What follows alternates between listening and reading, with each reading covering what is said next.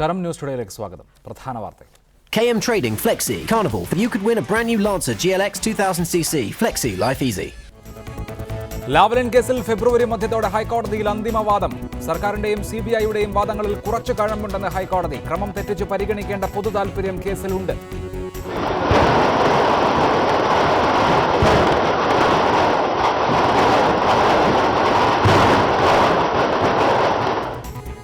പിണറായി വിജയൻ നയിക്കുന്ന നവകേരള മാർച്ചിന് തുടക്കം. അഭിവാദ്യം അർപ്പിച്ച് VS-ഉം. മാർച്ചിൽ ലാവ്ലിൻ ചർച്ചയാകില്ലെന്ന് കോടിയേരി. സരിതയുടെ കത്തിൽ മന്ത്രിമാരടക്കം 13 ഉന്നതരുടെ പേരുണ്ടെന്ന് മുൻ ജയിൽ DGP അലക്സാണ്ടർ ജേക്കബ്. ഉന്നത രാഷ്ട്രീയക്കാർ ജയിലിൽ വെച്ച് സരിതയെ കാണാൻ ശ്രമിച്ചു. തോക്കുധാരികളും ജയിലിലെത്തി. സരിതയുടെ കത്ത് പിടിച്ചെടുത്തത് ജയിൽ മാറ്റത്തിന് കാരണമായി. നിഷ്പക്ഷ ഉദ്യോഗസ്ഥർക്ക് കേരളത്തിൽ പിടിച്ചു നിൽക്കാൻ കഴിയില്ല. സുനന്ദയുടെ മരണം അസ്വാഭാവികമെന്ന് സ്ഥിരീകരിച്ചു ദില്ലി പോലീസ്. മരണം വിഷം അകത്തു ചെന്നാണെന്ന് മെഡിക്കൽ ബോർഡ്. ശശി തരൂരിനെ വീണ്ടും ചോദ്യം ചെയ്യും. ശബരിമലയിൽ മകരവിളക്ക് ദർശന സായുജ്യവുമായി ഭക്തലക്ഷങ്ങൾ.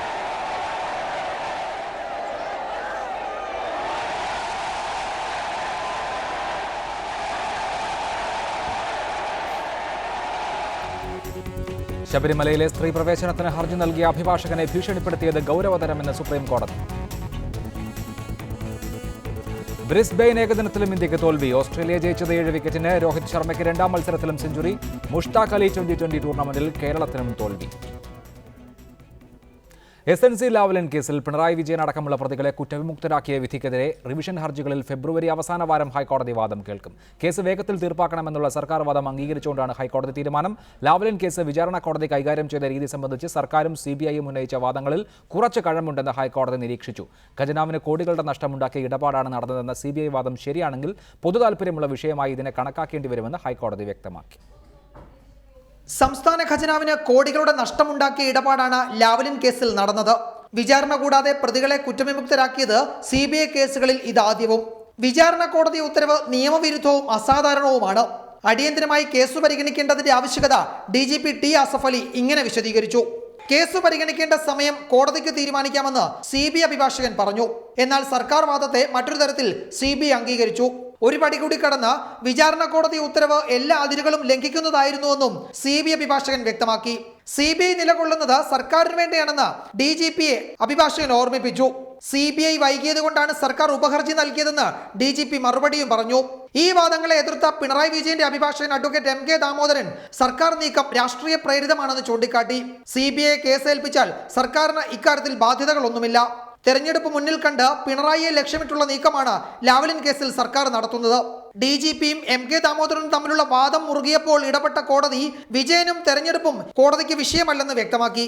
ഇതോടെ വാദം അവസാനിപ്പിച്ച് കോടതി ഉത്തരവ് പറഞ്ഞു. 10-15 വർഷങ്ങളായി വിചാരണ കാത്ത് ഹൈക്കോടതിയിൽ കേസുകൾ കിടക്കുന്നുണ്ട്.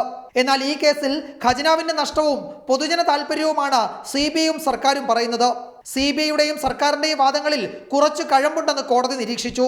പ്രത്യേകിച്ചും ഖജനാവിന് വലിയ നഷ്ടമുണ്ടാക്കിയെന്ന CBIയുടെ കണ്ടെത്തൽ ശരിയാണെങ്കിൽ അത് പൊതുജന താൽപര്യമുള്ള വിഷയം കൂടിയാണ്. എത്രയും വേഗം കേസ് പരിഗണിക്കണമെന്ന ആവശ്യം അംഗീകരിക്കാൻ ബുദ്ധിമുട്ടുണ്ടെന്ന് കോടതി അറിയിച്ചു. എന്നാൽ ഫെബ്രുവരി അവസാന വാരം വാദം കേൾക്കാൻ തയ്യാറാണ്. വിശദമായി പരിശോധിച്ചതിന് ശേഷമേ ഇക്കാര്യത്തിൽ വിധി പറയാൻ കഴിയൂ. എന്നാൽ വേഗത്തിൽ അത് പൂർത്തിയാക്കുമെന്ന് കോടതി അറിയിക്കുകയും ചെയ്തു.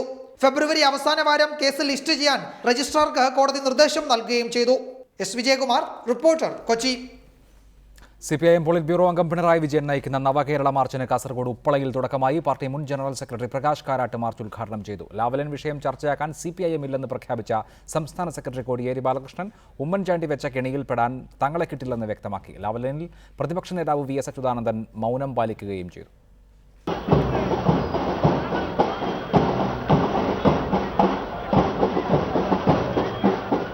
നൂറുകണക്കിന് പ്രവർത്തകർ ജാഥാ നായകൻ പിണറായി വിജയൻ അടക്കമുള്ളവരെ മുദ്രാവാക്യം വിളികളോടെ എതിരേറ്റു.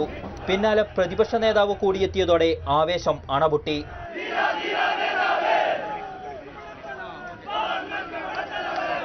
പാർട്ടി മുൻ ജനറൽ സെക്രട്ടറി പ്രകാശ് കാരാട്ട് പിണറായി വിജയന് പതാക കൈമാറിയതോടെ മാർച്ചിനും തുടക്കം.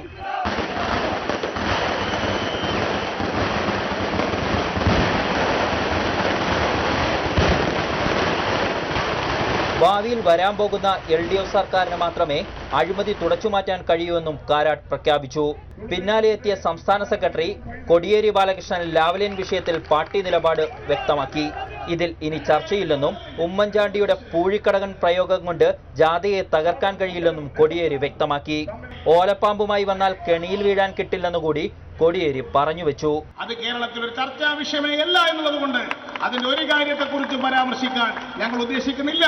പിണറായിയുടെ ജാഥയ്ക്ക് പിന്തുണയർപ്പിച്ചാണ് VS തുടങ്ങിയത്. ലാവ്ലിൻ വിഷയത്തിൽ മൗനം പാലിച്ച VS ഇടതുപക്ഷം അധികാരത്തിൽ വരുന്നതിന് ജാഥ പശ്ചാത്തലമൊരുക്കുമെന്നുകൂടി പ്രഖ്യാപിച്ചു. കേരളത്തിൽ ഇടതുപക്ഷ മതനിരപേക്ഷ കക്ഷികൾക്ക് അധികാരത്തിൽ വരുവാൻ സാധ്യമാകുന്ന ഒരു പശ്ചാത്തലം ഒരുക്കുന്നതിന് വേണ്ടിയുള്ള ഈ പ്രവർത്തനത്തിൽ കേരളമാകെയുള്ള ദശലക്ഷക്കണക്കായ ജനങ്ങൾ വിജയത്തിലെത്തിക്കുക തന്നെ ചെയ്യുമെന്ന കാര്യത്തിൽ എനിക്ക് സംശയമില്ല. ഇടതുപക്ഷം അധികാരത്തിൽ വരേണ്ടതിന്റെ അനിവാര്യത വ്യക്തമാക്കി പിണറായി വിജയൻ മറുപടി പ്രസംഗവും നടത്തി. Reporter, Kasaragod. Deshabhimani associate editor PM Manoj, മുതിർന്ന മാധ്യമപ്രവർത്തകൻ ശ്രീ ജേക്കബ് ജോർജ്, കോൺഗ്രസ് നേതാവ് T സിദ്ദിഖ്, രാഷ്ട്രീയ നിരീക്ഷകൻ ശ്രീ NM പിയേഴ്സൺ എന്നിവർ ചർച്ചയിൽ. ആദ്യം ശ്രീ PM മനോജ്, പിണറായി വിജയൻ്റെ കഴിഞ്ഞ കേരള മാർച്ച് ഒരു രാഷ്ട്രീയ വിശദീകരണ യോഗത്തിൻ്റെ സ്വഭാവം പലയിടങ്ങളിലും കൈക്കൊണ്ടിരുന്നു. അവിടെ ആക്രമണത്തേക്കാൾ പ്രതിരോധമായിരുന്നു, പോർവിളികൾ ധാരാളമായി ഉയർന്നിരുന്നു. ഇത്തവണ അത്തരം വിഷയങ്ങളിൽ നിന്ന് മാറി കൂടുതൽ വിശാലമായ വിഷയങ്ങളിലേക്ക് കടന്നു ചെല്ലുകയും സംവാദാത്മകമായ ഒരു മാർച്ച് നടത്താൻ കഴിയുകയും ചെയ്യും എന്ന് തോന്നുന്നുണ്ടോ ഇപ്പോൾ? ഉറപ്പായും. കാരണം ഇന്ന് സഖാവ് കോടിയേരി ബാലകൃഷ്ണൻ ആ ഉദ്ഘാടന പരിപാടിയിൽ പറഞ്ഞത് തന്നെയാണ് വിഷയം. അതായത് ഈ മാർച്ച് അത് അഴിമതി മുക്ത കേരളം, വികസിത കേരളം, അതുപോലെ കേരളത്തിൻ്റെ പുതിയ കാലം എങ്ങനെയായിരിക്കണം എന്നതും അതോടൊപ്പം ഇന്ന് രാജ്യം നേരിടുന്ന ഏറ്റവും പ്രധാനപ്പെട്ട വെല്ലുവിളി മതനിരപേക്ഷതയ്ക്കെതിരായിട്ടുള്ള വെല്ലുവിളി, ആ വെല്ലുവിളി എങ്ങനെ ചെറുക്കാൻ നാടിനെ സജ്ജമാക്കാം എന്ന കാര്യവുമാണ് ചർച്ച ചെയ്യുന്നത്. അതിൻ്റെ പ്രാധാന്യം ജനങ്ങളോട് പറയാനാണ്. നാളത്തെ കേരളം എങ്ങനെ കെട്ടിപ്പടുക്കണം, ഭാവി കേരളം എങ്ങനെ ഉള്ളതായിരിക്കണം എന്ന് ജനങ്ങളോട് സംവദിക്കാനാണ് ഇത്തരമൊരു പ്രചാരണ പരിപാടി CPIM സംഘടിപ്പിച്ചിട്ടുള്ളത്. അതുകൊണ്ട് തന്നെ അതിൻ്റെ ഫോക്കസ് അത് മാറ്റാനുള്ള ശ്രമം വലിയ തോതിൽ നടക്കും. അതിൽ മാധ്യമങ്ങൾ ഉൾപ്പെടെ അത്തരം ശ്രമങ്ങൾ നടത്തുമ്പോൾ മാധ്യമങ്ങൾ സ്വാഭാവികമായും അതിലേക്ക് മാറാൻ നിർബന്ധിതരാവുകയാണ്. അങ്ങനെ ഒരു സാഹചര്യം സൃഷ്ടിക്കാൻ ഈ ഇടതുപക്ഷത്തിൻ്റെ ശത്രുക്കൾ, ഉമ്മൻചാണ്ടിയുടെ നേതൃത്വത്തിലുള്ള ആളുകൾ ശ്രമിക്കും. ആ ശ്രമത്തിൽ ആരും വീഴാൻ പോകുന്നില്ല എന്ന് മാത്രമല്ല, വരുന്ന 30 ദിവസം ഇന്നിപ്പോൾ കാസർഗോഡ് നിന്ന് ഉദ്ഘാടനം ചെയ്തു, തിരുവനന്തപുരത്ത് ഫെബ്രുവരി 14 സമാപിക്കും. ആ 30 ദിവസം കേരളത്തിൽ നടക്കുന്ന ചർച്ച ഈ കേരള മാർച്ച്, നവകേരള മാർച്ച് മുന്നോട്ട് വയ്ക്കുന്ന രാഷ്ട്രീയമായിരിക്കും. അല്ലാതെ ഏതെങ്കിലും ഈ ചർച്ചകളെ ഹൈജാക്ക് കൊണ്ടുപോകാനുള്ള ആ കെണിയിൽ വീഴാൻ CPIM ഇല്ല. അതുപോലെ തന്നെ കേരളത്തെ സ്നേഹിക്കുന്ന ആരും ഉണ്ടാവില്ല എന്നതാണ് സഖാവ് കോടിയേരിയുടെ പ്രഖ്യാപനം, സഖാവ് പ്രകാശ് കാരാട്ടിൻ്റെ പ്രസംഗം, അത് കഴിഞ്ഞ് സഖാവ് VSൻ്റെ പ്രസംഗം, ഇതൊക്കെ സഖാവ് പിണറായി പറഞ്ഞ മറുപടിയും വളരെ വ്യക്തമാണ് കാര്യങ്ങൾ. 9, 10 തീയതികളിൽ തിരുവനന്തപുരത്ത് നടന്ന അന്താരാഷ്ട്ര പഠന കോൺഗ്രസ്, ആ പഠന കോൺഗ്രസ് മുന്നോട്ട് വെച്ച വികസന അജണ്ട, പാർട്ടി കാലാകാലമായി ഉയർത്തിപ്പിടിക്കുന്ന രാഷ്ട്രീയം, അഴിമതിക്കെതിരായ രാഷ്ട്രീയം, വർഗീയതക്കെതിരായിട്ടുള്ള രാഷ്ട്രീയം, ആ രാഷ്ട്രീയമാണ് ഈ മാർച്ചിൽ ചർച്ചയാവും. റൈറ്റ്, അതാണ് ശ്രീ NM പിയേഴ്സൺ. ലാവ്ലിൻ്റെ കുഴിയിൽ വീഴാനില്ല എന്ന് CPIM പറഞ്ഞു കഴിഞ്ഞു. ഇന്നിപ്പോൾ പിണറായി വിജയൻ്റെ പ്രസംഗത്തിൽ തന്നെ ആരോഗ്യ വിദ്യാഭ്യാസ മേഖലകളിലെ പോരായ്മ പരിഹരിക്കൽ, വികസന പദ്ധതികളെ അന്ധമായി എതിർക്കുന്ന സമീപനമല്ല, ഇങ്ങനെ തുടങ്ങി കേരള പഠന കോൺഗ്രസ് മുന്നോട്ട് വെച്ച തരത്തിലുള്ള ഒരു വികസന രാഷ്ട്രീയത്തിൻ്റെ സംവാദം ഉയർത്താനാണ് അവർ ശ്രമിക്കുന്നത്. പിണറായി വിജയൻ ഒരു പുതുറായി വിജയനാകും എന്ന് തോന്നുന്നുണ്ടോ താങ്കളെപ്പോലെയുള്ള മുൻപ് CPIMനെ രൂക്ഷമായി വിമർശിച്ചിരുന്ന ആളുകൾക്ക്? അല്ല, CPIM വളരെ പോസിറ്റീവായിട്ടുള്ള രാഷ്ട്രീയം കേരളത്തിൽ വെക്കേണ്ട ഒരു കാലം കഴിഞ്ഞിരിക്കുകയാണ്. ആ പാർട്ടിക്ക് അതിജീവനം സാധ്യമാണെങ്കിൽ തീർച്ചയായിട്ടും ഇടതുപക്ഷത്തിൻ്റെ ധാർമ്മികത മുന്നോട്ട് വെക്കുകയും അതോടൊപ്പം തന്നെ വികസന രാഷ്ട്രീയത്തെ സ്വീകരിക്കുന്ന സമയത്ത് പോലും മനുഷ്യൻ്റെ അതിജീവന സാധ്യതകൾ നിലനിർത്താൻ പറ്റുന്ന തരത്തിലും അധസ്ഥിതരായിട്ടുള്ള മനുഷ്യർക്ക് മുന്നോട്ട് പോകാൻ പറ്റുന്ന തരത്തിലുള്ള ഒരു അതിജീവന സാധ്യതയുള്ള വികസന സാധ്യത എന്നതാണ് യഥാർത്ഥത്തിൽ ഞങ്ങളെപ്പോലുള്ള ആളുകൾ മുന്നോട്ട് വെക്കുന്നൊരു ആശയം എന്ന് പറയുന്നത്. ഇടതുപക്ഷത്തിൻ്റെ പ്രസക്തി അവിടെയാണ് നടക്കുന്നത്. അത്തരം കാര്യങ്ങളിലുള്ള വൈരുദ്ധ്യം ഇപ്പോൾ തിരുവനന്തപുരത്ത് നടന്നിരിക്കുന്നതായിട്ടുള്ള കോൺഗ്രസിനകത്ത് നടത്തിയിരിക്കുന്ന ചർച്ചകൾക്കകത്ത് പോലും ചിലയിടങ്ങളിലൊക്കെ തന്നെ എനിക്ക് തോന്നുന്ന വൈരുദ്ധ്യങ്ങൾ പൂർണ്ണമായിട്ട് മാറ്റാനായിട്ട് പാർട്ടി കഴിഞ്ഞിട്ടില്ല. അത്തരം കാര്യങ്ങൾ മാറ്റിക്കൊണ്ട് അധസ്ഥിതരായിട്ടുള്ള മനുഷ്യർക്ക് കൂടി വികസന സാധ്യതകൾ ഉപയോഗിക്കാനും അവരുടെ ജീവിതത്തെ കുറച്ചും കൂടി മെച്ചപ്പെട്ടതാക്കി മാറ്റാനും പറ്റുന്ന തരത്തിൽ രാഷ്ട്രീയം പറയാനും പ്രവർത്തിക്കാനും പറ്റുന്ന അതിൽ ഈ ഒരു ശേഷിയാണ് സമീപനത്തിന്റെ മാറ്റം പിണറായി വിജയൻ എൻഡോസൾഫാൻ ഗ്രാമങ്ങൾ സന്ദർശിക്കുന്നു, ഇരകളുമായി സംവദിക്കുന്നു, വളരെ കടുത്ത രാഷ്ട്രീയ വിഷയങ്ങളിൽ പോലും പ്രകോപിതനായി സംസാരിക്കുന്നില്ല, പ്രതികരണം ആരായുന്ന ആളുകളോട് വളരെ സൗമ്യനായി ചിരിച്ചുകൊണ്ട് വർത്തമാനം പറയുന്നു. ഇത്തരത്തിലൊരു ഇമേജ് ബിൽഡപ്പ് കൂടി ഉണ്ടാകും. അതിനെ പോസിറ്റീവായിട്ടാണോ കാണുന്നത്? അല്ല, അങ്ങനെ വേണം എന്നുള്ളതായിരുന്നു യഥാർത്ഥത്തിൽ കേരളം നേരത്തെ ആവശ്യപ്പെട്ടിരുന്നത്. അദ്ദേഹത്തിൻ്റെ പലതരത്തിലുള്ളതായിട്ടുള്ള പ്രയോഗങ്ങൾ വലിയ തരത്തിൽ കേരളത്തിൽ വലിയ പ്രതിഷേധം സൃഷ്ടിച്ച വാചകങ്ങളായിരുന്നു. അതൊക്കെ അദ്ദേഹം തിരിച്ചറിയുകയും മാറ്റുകയും ചെയ്താൽ എനിക്ക് തോന്നുന്നത് ഗുണകരമാണ്, അത് പോസിറ്റീവാണ്. അങ്ങനെ പോസിറ്റീവ് ആയിക്കൊണ്ട് മാത്രമേ കേരളത്തിൽ രാഷ്ട്രീയ പ്രവർത്തനം നടത്താൻ പറ്റുകയുള്ളൂ എന്ന ഒരു ഫീലിംഗ് യഥാർത്ഥത്തിൽ കുറേ നാളുകളുടെ വലിയ വിമർശനങ്ങൾ കൊണ്ട് സൃഷ്ടിക്കപ്പെട്ടിട്ടുണ്ട്. അത് CPM മാത്രമല്ല, ഞാൻ പറയും മറ്റ് രാഷ്ട്രീയത്തിനും അതുപോലെ കോൺഗ്രസ്സുകാർക്ക് ഇതൊക്കെ ബാധകമാണ്.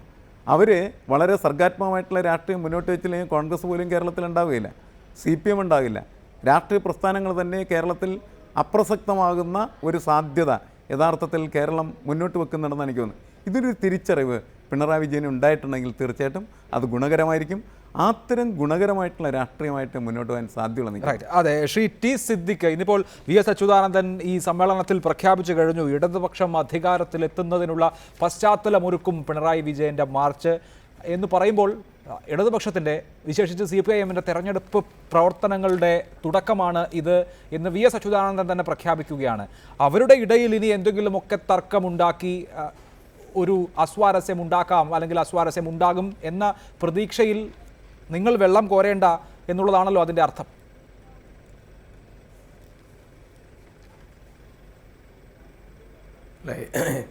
CPIMൻ്റെ ആഭ്യന്തര വിഷയങ്ങളിൽ ഇടപെട്ടുകൊണ്ട് അഭിപ്രായം പറയാനോ അതല്ലെങ്കിൽ അവരെ തമ്മിൽ വിഭജിച്ചുകൊണ്ട് ഒരു രാഷ്ട്രീയം കളിക്കാനോ കോൺഗ്രസ് ഒരിക്കലും ശ്രമിച്ചിട്ടില്ല. അതുണ്ടായത് അവർക്കിടയിൽ തന്നെയാണ്, ഞങ്ങളല്ല. കൊലപാതക രാഷ്ട്രീയ സമീപനം ന്യായീകരിച്ച് പിണറായി വിജയൻ വന്നപ്പോൾ ആ കൊലപാതക രാഷ്ട്രീയത്തിനെതിരെ നിലപാട് സ്വീകരിച്ചുകൊണ്ട് ശ്രീ VS അച്യുതാനന്ദൻ വന്നു. നെയ്യാറ്റിൻകര ഉപതെരഞ്ഞെടുപ്പ് ദിവസം രമയെ പോയി അദ്ദേഹം ആശ്വസിപ്പിച്ചു. പിണറായി വിജയനും CPIMും ഒരു ഭാഗത്ത് കൊലപാതക രാഷ്ട്രീയത്തെ ന്യായീകരിച്ചും TP വധത്തെ CPIMന് വേണ്ടി ചെറുത്തും സംസാരിക്കുമ്പോൾ അതിനെ എതിർത്ത് സംസാരിച്ചത് ശ്രീ VS ആണ്. ഞങ്ങൾക്കവിടെ പൊതു സമീപനമാണ് ഉണ്ടായിരുന്നത്. ഞങ്ങൾക്ക് കൊലപാതക രാഷ്ട്രീയം കേരളത്തിൽ നിന്ന് അന്യം നിൽക്കണം എന്നുള്ള പൊതു സമീപനമാണ്. അതേ സന്ദർഭത്തിൽ ഓരോ കാര്യങ്ങൾ ശ്രീ VS അച്യുതാനന്ദന് ഇപ്പോൾ ഇന്ന് തുടങ്ങിയ മാറ്റമൊന്നുമല്ല, VSന് കുറേ ആയിട്ടുള്ളൊരു മാറ്റമാണ്. ഞാൻ ചോദിക്കുന്നു, കണ്ണൂരിൽ കാരായി രാജനെ പോലെയുള്ള ആളുകളെ വേദിയിലിരുത്തി ശ്രീ VS പ്രസംഗിച്ചല്ലോ. അക്രമ രാഷ്ട്രീയത്തിനെതിരെ VS ഒരു അക്ഷരം പറഞ്ഞില്ലല്ലോ. അപ്പോൾ VSൽ ഒരുപാട് മാറ്റമുണ്ട്. ഞങ്ങൾ CPIMലെ വിഭാഗീയത ഞങ്ങളെ സംബന്ധിച്ചൊരു വിഷയമല്ല. പക്ഷേ അതേ സന്ദർഭത്തിൽ CPIM എടുക്കുന്ന സമീപനം കേരളത്തിൽ ചർച്ചയാകും. ആ സമീപനം നേരത്തെ മനോജ് പറഞ്ഞല്ലോ, പഠന കോൺഗ്രസ് നല്ലതാണ്. പഠന കോൺഗ്രസ് ഒരു തെരഞ്ഞെടുപ്പിന് മുമ്പിൽ മാത്രം മതിയോ? പഠന കോൺഗ്രസിൽ ഉന്നയിക്കപ്പെടുന്ന സമീപനം ഒരു പാർട്ടി എന്ന രീതിയിൽ CPIM മുമ്പേ സ്വീകരിക്കേണ്ട സമീപനമല്ലേ? എന്തേ പിണറായി വിജയന് വിഴിഞ്ഞം പദ്ധതിയുമായി ബന്ധപ്പെട്ടുകൊണ്ട് ആകെയുള്ള 7000 കോടിയുടെ പദ്ധതിയിൽ 6000 കോടിയുടെ അഴിമതി പറഞ്ഞ പിണറായി വിജയൻ എന്തുകൊണ്ട് ഒരാഴ്ച കൊണ്ട് ആ ആരോപണം വിഴുങ്ങേണ്ടി വന്നു? ഇവിടെ ഒരു പൊതു സമീപനമുണ്ട്.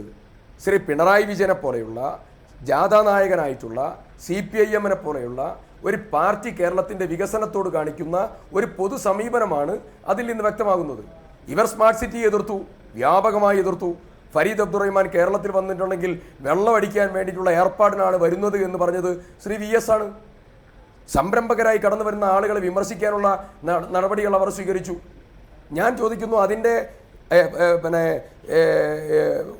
ആദ്യം തന്നെ ശ്രീ VS അതിൻ്റെ തറക്കല്ലിട്ടു എന്നല്ലാതെ ആ തറക്കല്ലിൻ്റെ മുകളിൽ ഒരു ഇഷ്ടിക കഷ്ണം എടുത്തു വെക്കാൻ അവർക്ക് സാധിച്ചോ? സാധിച്ചില്ലല്ലോ. കേരളത്തിൽ എത്രയെത്ര ഉദാഹരണങ്ങൾ. ഇപ്പോൾ ഇവർ IT മേഖലയിൽ കുതിച്ചുചാട്ടം ഉണ്ടാകണമെന്ന് പറയുന്നു. ആരാണ് കേരളത്തിൽ IT മേഖലയിൽ? അല്ല, നമുക്ക് ആ ഒരുപാട് വിഷയങ്ങളിലേക്ക് ഘട്ടമായി പോകാം.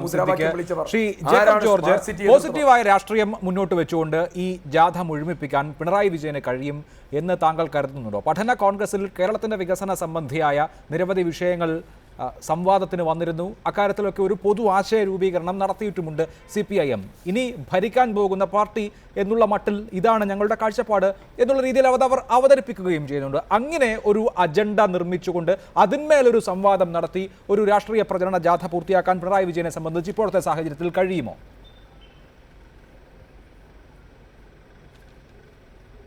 അഭിലാഷ്, CPM ഒരു പിന്തിരിപ്പൻ പാർട്ടിയാണെന്ന് ഞാനൊരിക്കലും പറയുകയില്ല. കോൺഗ്രസും പിന്തിരിപ്പൻ പാർട്ടിയാണെന്ന് ഞാൻ പറയുന്നില്ല, ഒരിക്കലും ഞാൻ പറയുകയില്ല. പക്ഷേ കേരളത്തിൽ ഇപ്പോൾ 2 ജാഥകൾ, ഇപ്പോൾ VM സുധീരൻ്റെ ജാഥ മുന്നോട്ട് പോയിക്കൊണ്ടിരിക്കുന്നു, പിണറായി വിജയൻ ഇന്ന് ജാഥ തുടങ്ങിയിരിക്കുന്നു. സ്വാഭാവികമായിട്ടും ഈ 2 ജാഥകളും നയിക്കുന്ന നേതാക്കന്മാർ കേരള സമൂഹത്തിൻ്റെ മുന്നിൽ നിൽക്കുന്ന വിഷയങ്ങൾ, ഇത് കേരള അടുത്ത് വരാൻ പോകുന്ന നിയമസഭാ തെരഞ്ഞെടുപ്പിലെ പ്രധാനപ്പെട്ട വിഷയങ്ങളാണ് എന്ന് കണ്ട് അതിന് ജനങ്ങൾ പ്രാധാന്യം കൊടുക്കും. ഒരുപക്ഷേ കേരളത്തിലെ 2 ജാഥകളെയും ജനങ്ങൾ വിലയിരുത്തുന്നത് പോസിറ്റീവായിട്ടുള്ള രാഷ്ട്രീയം, കേരളത്തിൽ വികസനത്തിൻ്റെ രാഷ്ട്രീയം, IT മേഖല മുതൽ അങ്ങോട്ട് വിവിധങ്ങളായ മേഖലകളിൽ കേരളം കൈവരിക്കേണ്ട നേട്ടങ്ങൾ, ആ നേട്ടങ്ങൾ കൊണ്ടുവരാൻ ഞങ്ങളെ കൊണ്ട് കഴിയുമെന്ന് പറയാൻ, ആർജവത്തോടെ പറയാൻ ശേഷിയുള്ള നേതാക്കൾ ആര്, ഏത് മുന്നണിയിൽ, ഏത് പാർട്ടിയിലെന്ന് തീർച്ചയായിട്ടും വിശകലനം ചെയ്യും. ഞാനിതിപ്പോൾ CPM ആണോ പറയാൻ പോകുന്നത്, VM സുധീരനാണോ പറയാൻ പോകുന്നത് ഞാൻ പറയുന്നില്ല. ഞാൻ ഒരു കാര്യം പറയട്ടെ, ഇവിടെ നേരത്തെ ഉമ്മൻചാണ്ടി 5 വർഷം മുമ്പ്, 4.25 വർഷം മുമ്പ് ഉമ്മൻചാണ്ടി മുഖ്യമന്ത്രിയാകാൻ തുടങ്ങിയപ്പോൾ പാമോലിംഗ് കേസ് അദ്ദേഹത്തിനെതിരെ വന്നു. അദ്ദേഹത്തെ മുഖ്യമന്ത്രി സ്ഥാനത്ത് നിന്ന് മാറ്റി നിർത്താൻ ആരായിരുന്നു അതിൻ്റെ പിന്നിൽ പ്രവർത്തിച്ചത്? അത് കോൺഗ്രസ്സുകാർ തന്നെയായിരുന്നു. ഇന്നിപ്പോൾ പിണറായി വിജയൻ കേരളത്തിൻ്റെ ഒരു ഇടതുപക്ഷ മുന്നണിക്ക് CPMന് നേതൃത്വം കൊണ്ട് ജാഥ നടത്താൻ തുടങ്ങുന്ന ഇതേ ദിവസം ഹൈക്കോടതിയിൽ നിന്ന് വിധി വരുമ്പോൾ അദ്ദേഹത്തിനെതിരെ പ്രവർത്തിക്കുന്നത്, നീക്കം നടത്തിയത് ഭരണപക്ഷമാണ് എന്നുള്ളത് ഒരു വ്യത്യാസമുണ്ട്. 2005 ഉമ്മൻചാണ്ടി ഗവൺമെൻറ് പോകുമ്പോൾ അന്നത്തെ UDF ഗവൺമെൻറ്റിൻ്റെ നേതൃത്വത്തിലുള്ള വിജിലൻസ് അന്വേഷണം നടത്തി ഒരു കാരണവശാലും പിണറായി ഇതിനകത്ത് കുറ്റപ്പെടുത്താനാവില്ല എന്ന് റിപ്പോർട്ട് കൊടുത്തപ്പോൾ ആ റിപ്പോർട്ട് തള്ളിക്കളഞ്ഞുകൊണ്ട് ഇത് CBI അന്വേഷിക്കണം എന്ന് പറഞ്ഞിട്ട് എഴുതി കൊടുത്ത ഗവൺമെൻറ്റാണ് UDF ഗവൺമെൻറ്. പിന്നീട് കാലം കടന്നുപോയി, എത്രയോ തെരഞ്ഞെടുപ്പിൽ പിണറായി വിജയനെ ക്രൂശിക്കാൻ വേണ്ടി ലാവ്ലിൻ കേസ് പിടിതട്ടിയെടുത്തു. എത്രയോ കേസിൽ വീണ്ടും ഇതിലെടുത്തിരിക്കുന്നത് രാഷ്ട്രീയം തന്നെയാണ്. ഇന്ന് പിണറായി വിജയൻ നയിക്കുന്ന ജാഥയുടെ ശോഭ കെടുത്താൻ വേണ്ടിയുള്ള രാഷ്ട്രീയ നീക്കമാണ്. സിദ്ദിഖിനോട് എനിക്ക് പറയുന്നത് അത് നിർഭാഗ്യകരമായി പോയി, അത് ശരിയല്ല. കേരളത്തിലെ സാമാന്യ ജനത കേരള സമൂഹം നോക്കുമ്പോൾ ഇത് ഒരു അന്തസ്സില്ലാത്ത നടപടിയല്ലേ എന്ന് സംശയിച്ചാൽ ജനങ്ങളെ കുറ്റപ്പെടുത്തേണ്ട കാര്യമില്ല. തീർച്ചയായിട്ടും ഇതുപോലെയുള്ള ഒരു തറനിലപാട് ശരിയായിരുന്നില്ല.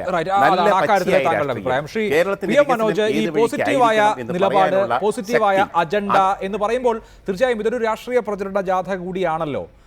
അക്കാര്യത്തിൽ ഇപ്പോൾ സാധാരണഗതിയിൽ സർക്കാരിനെതിരെ ഈ സന്ദർഭത്തിൽ ഉന്നയിക്കാൻ കഴിയുന്ന സോളാർ, സരിത, അനുബന്ധ അശ്ലീലങ്ങൾ തുടങ്ങിയ കാര്യങ്ങളിലൊന്നും അല്ല ഫോക്കസ് എന്നുകൂടിയാണോ വ്യക്തമാക്കുന്നത്? അല്ല, അത് അഭിലാഷ് എനിക്ക് തോന്നുന്നത് ആ ജാഥയുടെ മുദ്രാവാക്യം ഒന്ന് വായിച്ചു നോക്കിയിട്ടില്ല എന്നൊരു സംശയം. അത് മതനിരപേക്ഷ അഴിമതിരഹിത വികസിത കേരളം എന്നാണ്. അതായത് മതനിരപേക്ഷത വെല്ലുവിളി നേരിടുന്നു. അതാണ് ഇന്നത്തെ രാജ്യത്തിൻ്റെ ആകെ രാഷ്ട്രീയം. അതൊന്ന്. അതിൻ്റെ ഭാഗമായിട്ടാണ് അസഹിഷ്ണുത വരുന്നത്. അതുപോലെ വർഗീയവൽക്കരണം, വിദ്യാഭ്യാസത്തിലെ വർഗീയവൽക്കരണം, ഇതൊക്കെ വരുന്നത് അതിൻ്റെ ഭാഗമായിട്ടാണ്. ആ കാര്യങ്ങളാണ് മതനിരപേക്ഷത സംരക്ഷിക്കും എന്ന മുദ്രാവാക്യത്തിലൂടെ പാർട്ടി പറയുന്നത്. രണ്ടാമത്തത് അഴിമതിരഹിത കേരളം കെട്ടിപ്പടുക്കുക എന്ന് പറയുമ്പോൾ ഇന്ന് കേരളത്തിൽ അഴിമതി നടമാടുന്നു. അത് വളരെ രൂക്ഷമാണ്. ഇപ്പോൾ പറഞ്ഞ കാര്യങ്ങളുണ്ടല്ലോ, ഈ കാര്യങ്ങളൊക്കെ അതിൻ്റെ ഭാഗമായിട്ട് വിശദീകരിക്കേണ്ടി വരുമല്ലോ. അതും കഴിഞ്ഞ് ഇന്നത്തെ അവസ്ഥയല്ല, ഇന്നത്തെ അവസ്ഥ വളരെ മോശമാണ്. ഇന്ന് കേരളം എത്തി നിൽക്കുന്നത് ഒരു സ്തംഭനാവസ്ഥയിലാണ്. ഈ സ്തംഭനാവസ്ഥ മുറിച്ച് കടക്കാൻ ഇച്ഛാശക്തി വേണം, രാഷ്ട്രീയ ഇച്ഛാശക്തി വേണം, ഭാവന വേണം, അതുപോലെ കീഴാളപക്ഷ രാഷ്ട്രീയം വേണം. ഇന്നത്തെ ആഗോളവൽക്കരണ നയങ്ങൾക്കെതിരായ ശക്തമായ ശാസ്ത്രീയമായ രാഷ്ട്രീയ മുദ്രാവാക്യങ്ങൾ വേണം, പദ്ധതികൾ വേണം. അതാണ് ഈ മൂന്നാമത്തെ വികസിത കേരളം എന്ന മുദ്രാവാക്യത്തിലൂടെ ലക്ഷ്യമിടുന്നത്. അതുകൊണ്ട് തന്നെ ഈ പറഞ്ഞ എല്ലാ രാഷ്ട്രീയവും അത് പക്ഷേ ഡിസ്ട്രക്റ്റീവായിട്ടല്ല, ഏതെങ്കിലും ഒന്നിനെ നശിപ്പിച്ച് കളയുക, തകർത്ത് കളയുക എന്നതല്ല. ജനങ്ങളോട് നാം ഇന്ന് നേരിടുന്ന പ്രശ്നങ്ങൾ എന്തൊക്കെയാണ് എന്ന് കൃത്യമായി പറയുക. ഇന്ന കാര്യങ്ങൾ ചെയ്താൽ കേരളത്തിന് രക്ഷപ്പെടാനാവും എന്ന് ഒന്നും അസാധ്യമല്ല. നമുക്കിവിടെ സ്ഥലമില്ല എന്ന് പറയുന്നു. സഖാവ് പിണറായി കേരള പഠന കോൺഗ്രസിൻ്റെ അധ്യക്ഷ പ്രസംഗത്തിൽ പറഞ്ഞ കാര്യമാണ്. ഇവിടെ സ്ഥലമില്ല എന്ന് പറയുന്നു, നമുക്ക് കഴിവില്ല എന്ന് പറയുന്നു, നമുക്ക് വിഭവങ്ങളില്ല എന്ന് പറയുന്നു. അതുകൊണ്ട് തന്നെ നമ്മുടെ പദ്ധതികളാകെ അകന്നു പോകുന്നു. എന്നാൽ നിലവിലുള്ള സ്ഥലം, നിലവിലുള്ള കഴിവ്, നിലവിലുള്ള വിഭവങ്ങൾ ഇവ ഉപയോഗിച്ചുകൊണ്ട് നമുക്ക് മുറിച്ചു കടക്കാനുള്ള പദ്ധതികൾ ആവിഷ്കരിക്കാൻ കഴിയും, സാധ്യമാണ്. മറ്റൊരു കേരളം, പുരോഗതിയിലേക്ക് കുതിക്കുന്ന കേരളം സാധ്യമാണ് എന്ന് വെറുതെ പറയുകയല്ല. കഴിഞ്ഞ 4.25 വർഷം മുമ്പ് ഇവിടെ ഒരു പ്രകടന പത്രിക നാം കണ്ടിരുന്നു. ആ പ്രകടന പത്രികയിൽ അന്ന് പറഞ്ഞത് 36.6 ലക്ഷം ആളുകൾക്ക് തൊഴിലവസരം സൃഷ്ടിക്കുമെന്നാണ്. 1 രൂപയ്ക്ക് അരി കൊടുക്കുമെന്നാണ് നാട്ടുകാർക്ക് മുഴുവൻ. എവിടെ അരി, എവിടെ തൊഴിൽ? ഇത്തരം കാര്യങ്ങളൊക്കെ അതെന്തുകൊണ്ടാണ് അങ്ങനെ വന്നത്? എന്തുകൊണ്ടാണ് പറയുന്ന കാര്യങ്ങൾ നടപ്പാക്കാൻ കഴിയാത്തത്? അതിൽ അഴിമതികാരനാവാം. അതാണ് താങ്കൾ ചൂണ്ടിക്കാണിക്കുന്നത്. ഷിട്ടി സിദ്ദിഖ് അങ്ങനെ ഒരു മാനിഫെസ്റ്റോയുടെ അടിസ്ഥാനത്തിൽ, അതിൻ്റെ താരതമ്യത്തിൻ്റെ അടിസ്ഥാനത്തിൽ ജനങ്ങൾ 2 മുന്നണികൾക്ക് ആർക്ക് ചെയ്യണം വോട്ട് എന്ന് തീരുമാനിക്കുന്ന രാഷ്ട്രീയ അവസ്ഥ ഉണ്ടോ നമ്മുടെ നാട്ടിൽ എന്നൊരു സംശയമുണ്ട്. എങ്കിൽ പോലും മറ്റ് കേവല രാഷ്ട്രീയത്തിനപ്പുറമുള്ള മറ്റ് ചില കാര്യങ്ങൾ കൂടി ചർച്ചയാകുന്നുണ്ട്. ഇന്നിപ്പോൾ പിണറായി വിജയൻ തന്നെ ഊന്നി പറയുന്നു, ഒരു വികസന പദ്ധതിയെയും ഞങ്ങളായി എതിർത്ത് മുടക്കിയിട്ടില്ല എന്ന്. വികസനത്തെ സംബന്ധിച്ച് അവരുടെ കാഴ്ചപ്പാട് പഠന കോൺഗ്രസിൽ വിശദീകരിക്കുകയും ചെയ്തിട്ടുണ്ട്. അങ്ങനെ ഒരു കാഴ്ചപ്പാട് ഇടതുപക്ഷം ഇക്കാര്യത്തിൽ അവതരിപ്പിക്കുമ്പോൾ സ്വാഭാവികമായും കോൺഗ്രസും UDF പക്ഷവും അതിനെ പ്രതിരോധിക്കേണ്ടത് നിങ്ങളുടെ മാനിഫെസ്റ്റോയിൽ എന്തായിരിക്കും എന്നുള്ളത് വിശദീകരിച്ചായിരിക്കുമല്ലോ. മാനിഫെസ്റ്റോ തയ്യാറാക്കാൻ ഇനിയും സമയമുണ്ട്. എങ്കിൽ പോലും ഇപ്പോൾ ഈ രാഷ്ട്രീയ പ്രചരണം തുടങ്ങിയ ഘട്ടത്തിൽ കുറേ കാര്യങ്ങൾ പറയാനുണ്ടാകുമല്ലോ. അതിൽ ഇതിന് ബദലായി പറയാനുള്ളത് എന്താണ്?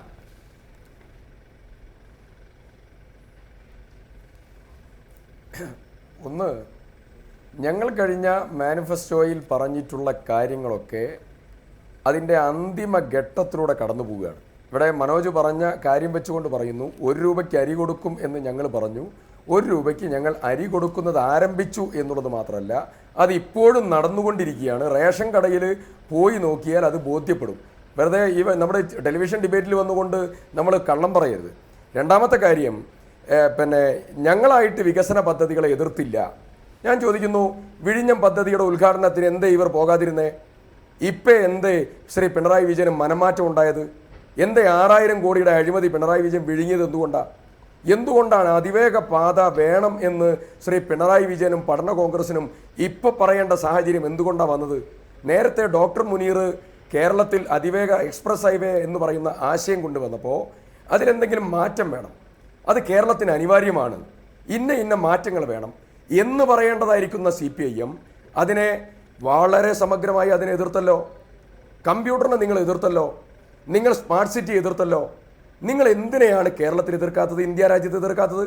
ഈ രാജ്യത്തിൻ്റെ പ്ലാനിംഗ് ബോർഡ് മുതൽ ഇന്തോ അമേരിക്കൻ ന്യൂക്ലിയർ ഡീൽ മുതൽ നമ്മുടെ മെതിയന്ത്രം, കൊയ്ത്ത് യന്ത്രം, ഞാൻ ചരിത്രത്തിലേക്ക് പോവുകയല്ല, അങ്ങനെ തുടങ്ങി പഞ്ചവത്സര പദ്ധതികൾ ഉൾപ്പെടെ നിങ്ങൾ എന്തിനെയാണ് കേരളത്തിൽ എതിർക്കാത്തത്? ഇപ്പം നിങ്ങൾ ശരിക്കും നടത്തിയിട്ടുള്ളത് ഒരു കുമ്പസാര കോൺഗ്രസും ഒരു കുമ്പസാര യാത്രയാണ്. ഞാനതിനെ എതിർക്കുകയല്ല. അത് പോസിറ്റീവ് ആണെങ്കിൽ ജനങ്ങൾക്ക് ബോധ്യപ്പെടും. അത് പോസിറ്റീവ് ആകണം. അതാണ് ഏറ്റവും പ്രധാനപ്പെട്ട കാര്യം. അല്ലാതെ 7000 കോടിയുടെ പദ്ധതിയിൽ 6000 കോടിയുടെ അഴിമതി ആരോപിച്ച് 7 ദിവസത്തിനകം അത് വിഴുങ്ങിയിട്ട് ഞങ്ങൾ വികസനത്തിൻ്റെ ആളുകളാണെന്ന് പറഞ്ഞാൽ ജനം പുച്ഛിച്ച് തള്ളും. ജാഥാ നായകനെ തന്നെ പുച്ഛിച്ച് തള്ളും.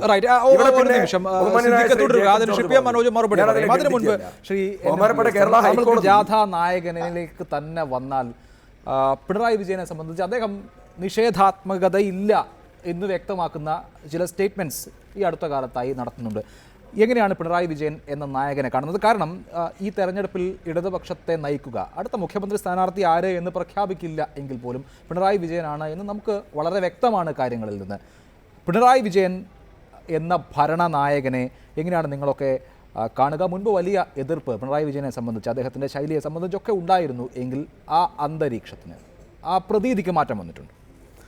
അല്ല, CPM എപ്പോഴും കേരളത്തിൽ നേരിട്ടിട്ടുള്ള വലിയ പ്രശ്നം ഒരിക്കലും അഴിമതിയായിരുന്നില്ല. CPM വലിയ ഒരു അഴിമതിക്കാരാണ് എന്ന് കേരള സമൂഹത്തിന് അങ്ങനെ ഒരു അഭിപ്രായമില്ല. പക്ഷേ CPM അധികാരത്തിലേക്ക് വരുമ്പോൾ CPM വലിയ ധാർഷ്ട്യം കാണിക്കും, അഹങ്കാരം.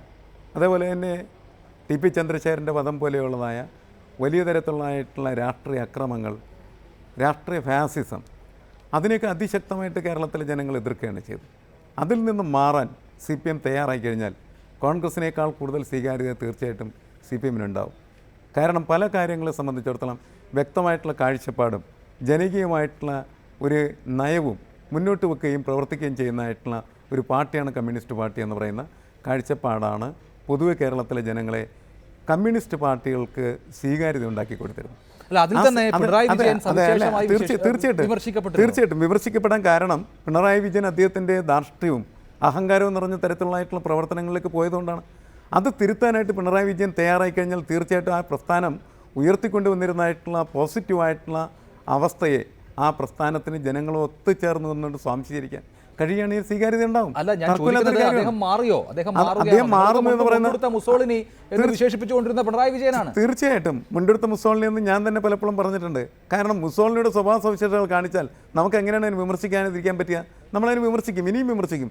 പക്ഷെ അതിൽ നിന്ന് മാറാൻ അദ്ദേഹം തയ്യാറാണെന്ന് പറഞ്ഞാൽ ഇല്ല, നിങ്ങൾ പഴയ മുസോളിനി തന്നെയാണെന്ന് പറയുന്നതിൽ അർത്ഥമില്ല.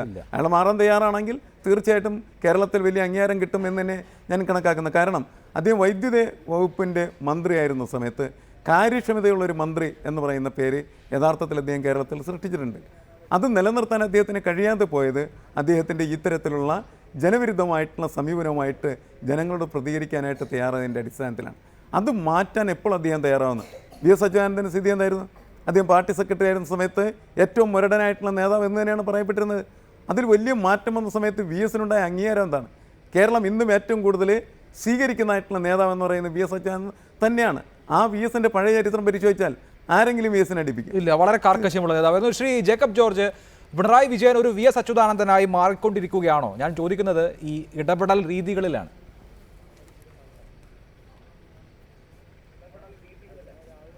ഈ പിണറായി വിജയനെയും ഈ കേരളത്തിലെ തിരുവനന്തപുരത്ത് താമസിക്കുന്ന നല്ല നേതാക്കന്മാരെയൊക്കെ കോൺഗ്രസിലും CPMലും ഒക്കെയുള്ള നല്ല നേതാക്കന്മാരുമായിട്ട് അടുത്ത ബന്ധമുള്ള ആളാണ് ഞാൻ. അതിനകത്ത് പാർട്ടി വ്യത്യാസമൊന്നുമില്ല. എൻ്റെ വ്യക്തിപരമായ ഒരു അപ്രോച്ച് കൊണ്ടാണത്, പത്രപ്രവർത്തനം എന്ന നിലയ്ക്ക്. ഞാൻ പറയട്ടെ, പിണറായി വിജയൻ ഈ ധാർഷ്ട്യം എന്നൊക്കെ പറയുന്നത് പിയേഴ്സൺ പറയുന്നതിനോട് എനിക്ക് യോജിപ്പില്ല.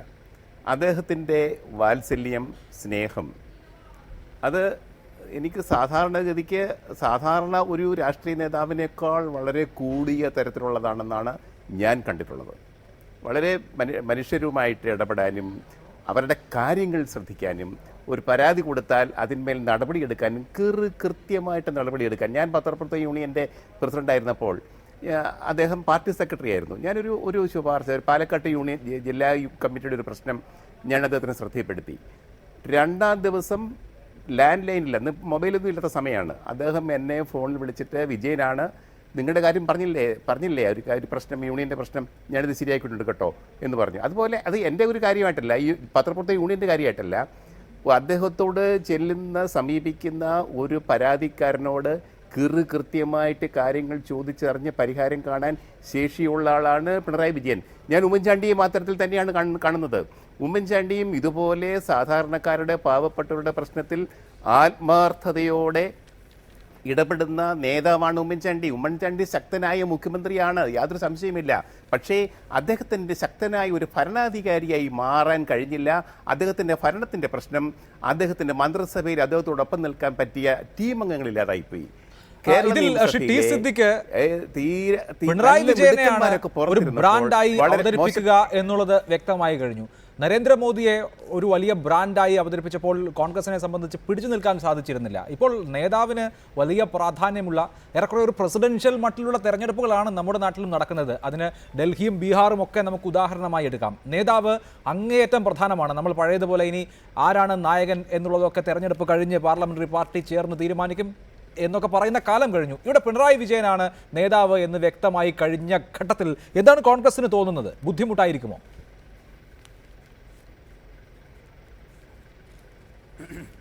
അത് ഇന്ന് കോടതിയിൽ ലാവ്ലിൻ കേസിൻ്റെ ചർച്ചാ മധ്യേ പറഞ്ഞു, പിണറായി വിജയൻ്റെ മുഖ്യമന്ത്രി സ്ഥാനത്തെ തകർക്കാനും ജാഥയെ അലങ്കോലപ്പെടുത്താനുള്ള ശ്രമമാണ് എന്ന് വരെ പിണറായി വിജയന് വേണ്ടി വാദിച്ചതായിരിക്കുന്ന വക്കീൽ പറഞ്ഞു എന്നാണ് അവിടെയുള്ളതായിരിക്കുന്ന വിഷയങ്ങൾ ചോദിച്ച സന്ദർഭത്തിൽ എനിക്ക് അറിയാൻ സാധിച്ച ഒരു കാര്യം.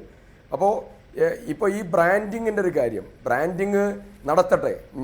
ഞങ്ങൾ ആഗ്രഹിക്കുന്ന ഏറ്റവും പ്രധാനപ്പെട്ട രാഷ്ട്രീയം ശ്രീ ഉമ്മൻചാണ്ടി വേഴ്സസ് പിണറായി വിജയൻ എന്നുള്ളതായ ഇക്വേഷൻ കേരളത്തിലെ ജനങ്ങൾക്ക് മുമ്പിൽ വരണം എന്നുള്ളതാണ് ഞങ്ങളെ സംബന്ധിച്ചുള്ള ഏറ്റവും പ്രധാനപ്പെട്ട ആഗ്രഹം. ഞങ്ങളും മുഖ്യമന്ത്രി സ്ഥാനാർത്ഥിയെ ഞങ്ങളും തീരുമാനിച്ചിട്ടില്ല, ഒരു തർക്കമില്ല, ഞങ്ങളും തീരുമാനിച്ചിട്ടില്ല. ആ തീരുമാനം വരട്ടെ. പക്ഷേ ജനങ്ങളുടെ മുമ്പിലൊക്കെ ഒരു കാഴ്ചപ്പാടുണ്ട്, വളരെ കൃത്യമാണ്. കൊലപാതക രാഷ്ട്രീയത്തിൻ്റെ, അക്രമ രാഷ്ട്രീയത്തിൻ്റെ, TP കൊന്ന ന്യായീകരണത്തിൻ്റെ രാഷ്ട്രീയപരമായിട്ടുള്ള പശ്ചാത്തലമുള്ളതായ ആളുകളുടെ രാഷ്ട്രീയ സംവിധാനം വേണോ? പൊതുപദ്ധതികൾ പ്രഖ്യാപിക്കുമ്പോൾ അതിൽ അഴിമതി പ്രഖ്യാപിച്ച് പിന്നീട് ആ അഴിമതി പ്രഖ്യാപനം വിഴുങ്ങുന്ന സമീപനത്തിന് നേതൃത്വം കൊടുക്കുന്ന സംവിധാനമുള്ളതായിരിക്കുന്ന ആളുകൾ വേണോ? ധാർഷ്ട്യത്തിൻ്റെ, അഹങ്കാരത്തിൻ്റെ പ്രതീകമുള്ള ആളുകൾ വേണോ? അതല്ല, മാന്യതയുടെയും അതുപോലെ ആളുകളുമായി സൗമ്യമായി ഇടപെടുന്നതും കേരളത്തിൽ ഏറ്റവും കൂടുതൽ അനുഗ്രഹീതമായ വികസനം നടത്തിയ ഒരു ട്രാക്ക് റെക്കോർഡുമായിട്ടാണ് ഞങ്ങളെ മുന്നോട്ടുള്ള പ്രയാണം. ഞാൻ ഒരു കാര്യം വളരെ കൃത്യമായി പറയാൻ ആഗ്രഹിക്കുന്നു. ഞാൻ അഴിമതിയെക്കുറിച്ച് പറഞ്ഞല്ലോ. ഞാൻ ഇന്ന് കോടതി പിണറായി വിജയനെതിരായിട്ടുള്ള കേസ് അത് അംഗീകരിക്കാൻ തീരുമാനിച്ചതോടുകൂടി ഇനി കേരളത്തിൽ നടക്കാൻ പോകുന്ന ഏറ്റവും പ്രധാനപ്പെട്ട കാര്യം കേരളത്തിൻ്റെ ഖജനാവിന് 374.5 കോടി രൂപയുടെ നഷ്ടം വന്നതായിരിക്കുന്ന കേസാണ്. കൺസൾട്ടൻസി കരാറ് സപ്ലൈ കരാറാക്കി മാറ്റിയതായ, ടെൻഡർ വിളിക്കാതെ മാറ്റിയ നടപടിയാണ് ചർച്ച ചെയ്യാൻ പോകുന്നത്. ഒരു കാരണവശാലും ഗ്ലോബൽ ടെൻഡർ വിളിക്കാതെ മുന്നോട്ട് ഹൈക്കോടതിയിൽ വരട്ടെ. എന്തായാലും ഫെബ്രുവരി 3-ാം വാരം ഇക്കാര്യത്തിൽ ഹൈക്കോടതിയിൽ ഇതിന്റെ മെറിറ്റ് സംബന്ധിച്ച വാദം നടക്കുകയാണല്ലോ. ശ്രീ PM മനോജ്, ഉമ്മൻചാണ്ടി വേഴ്സസ് പിണറായി വിജയൻ എന്നുള്ളതാണ് സാഹചര്യം. ഇവിടെ പിണറായി വിജയനെ സംബന്ധിച്ച് വളരെ ബോധപൂർവമായ ഒരു പ്രതിച്ഛായ നിർമ്മിതി ശ്രമം നടക്കുന്നുണ്ടോ? നിങ്ങളുടെ ഈ നവകേരള മാർച്ചിൻ്റെ പ്രചരണ സംവിധാനങ്ങളൊക്കെ അങ്ങേയറ്റം പ്രൊഫഷണലാണ്. ഏറ്റവും മനോഹരമായ വിധത്തിൽ സോഷ്യൽ മീഡിയയിൽ അടക്കം ഇടപെടുന്ന തരത്തിലുള്ള ഒരു പ്രചരണ സംവിധാനം ഒരുക്കിയിട്ടുണ്ട്. ഇവന്റ് മാനേജ്മെന്റ് എന്ന് ഇന്ന് VM സുധീരൻ പറയുകയും ചെയ്തു. വളരെ ബോധപൂർവമായ ഒരു പ്രതിച്ഛായ നിർമ്മിതി ഫലപ്രദമായി നടത്താനാകുമെന്ന് പ്രതീക്ഷയുണ്ടോ? VM സുധീരൻ അങ്ങനെ പറയാതിരിക്കാൻ കഴിയില്ല. കാരണം ഒഴിഞ്ഞ കസേരയും മൈക്ക് ഓപ്പറേറ്ററുമായിട്ടാണ് അദ്ദേഹത്തിൻ്റെ യാത്ര നടക്കുന്നത്. ഇവിടെയാണെങ്കിൽ ഇന്ന് കാസർഗോഡ് ജില്ലയുടെ അങ്ങേ വടക്കേ അറ്റത്തെ ആയിരുന്നു ഉദ്ഘാടനം. ആ ഉദ്ഘാടനത്തിന് ആ മേഖല ഇതുവരെ കണ്ടിട്ടില്ലാത്ത ജനക്കൂട്ടം. അത് കഴിഞ്ഞ് കാസർഗോഡ് എത്തിയപ്പോൾ അതിനെയൊക്കെ മറികടക്കുന്ന ജനക്കൂട്ടം.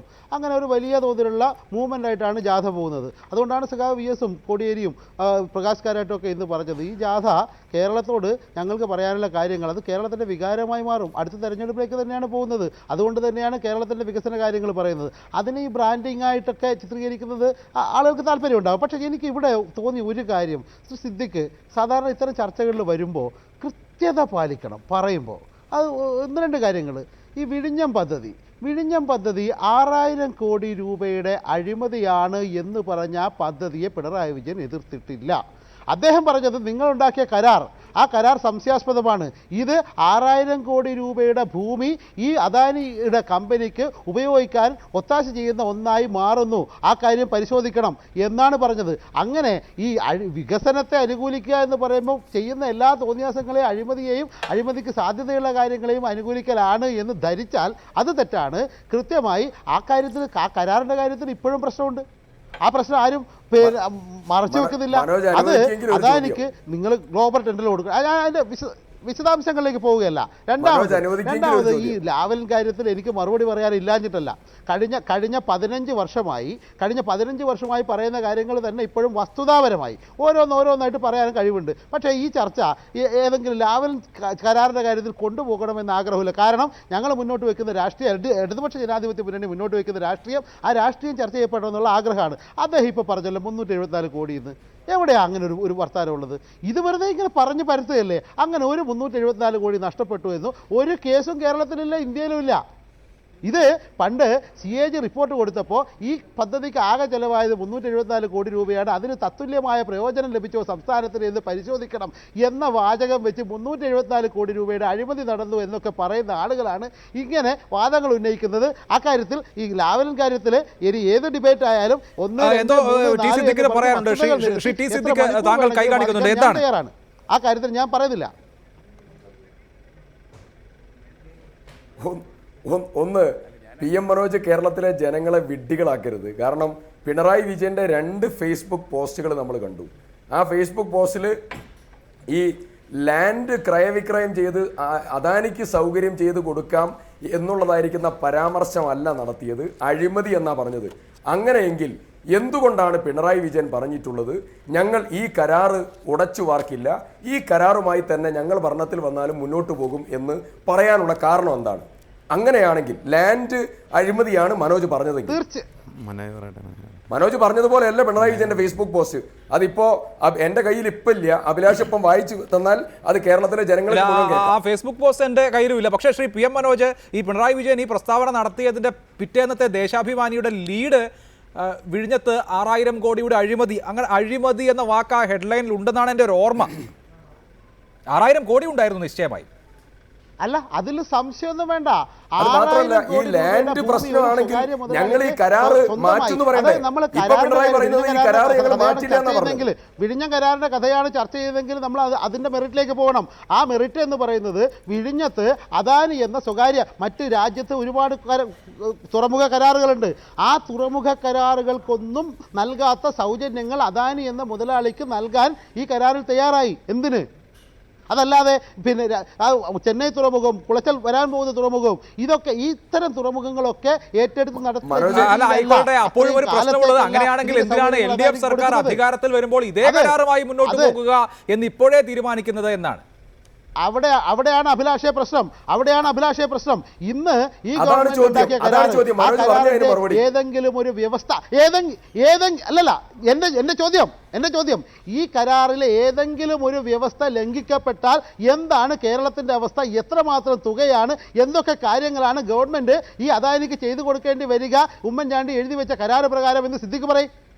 നമുക്ക് വിഴിഞ്ഞത്തെ കുറിച്ചുള്ള ചർച്ച അല്ലാത്തതുകൊണ്ട് നമുക്ക് മറ്റു വിഷയങ്ങളിലേക്ക് കൂടി പോകേണ്ടതുണ്ട്. ശ്രീ ജേക്കബ് ജോർജ്, പിണറായി വിജയൻ എന്ന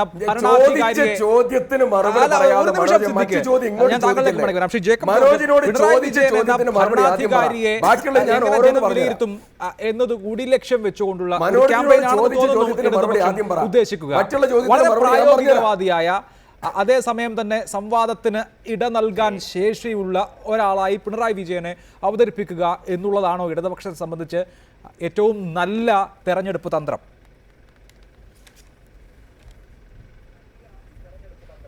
നല്ല തെരഞ്ഞെടുപ്പ് തന്ത്രം പിണറായി വിജയനെ അവതരിപ്പിക്കുക എന്ന് തന്നെയാണ്. കാരണം പാർട്ടിക്കകത്ത് പിണറായി വിജയൻ്റെ ആ സ്വാധീനം, അദ്ദേഹത്തിൻ്റെ ആ നേതൃത്വം, അരക്കിട്ടുറപ്പിച്ച നേതൃത്വം തീർച്ചയായിട്ടും പാർട്ടിയെ ഒന്നടങ്കം ഒന്നിച്ച് ഐക്യത്തോടുകൂടി തെരഞ്ഞെടുപ്പ് ഗോതയിലെത്തിക്കാനുള്ള പിണറായി വിജയൻ്റെ ശേഷി, ഇതൊക്കെയാണ് ഇടതുപക്ഷത്തിൻ്റെ ഇപ്പോഴത്തെ മൂലധനം ഈ തെരഞ്ഞെടുപ്പിൽ. ഇപ്പം ഉമ്മൻചാണ്ടിക്കാണെങ്കിൽ നേരത്തെ എനിക്കൊരൊറ്റ ചോദ്യമേ ഉള്ളൂ, അതിനകത്ത് ഇച്ചിരി കൗതുകം കൂടി ഉണ്ട് അഭിലാഷേ.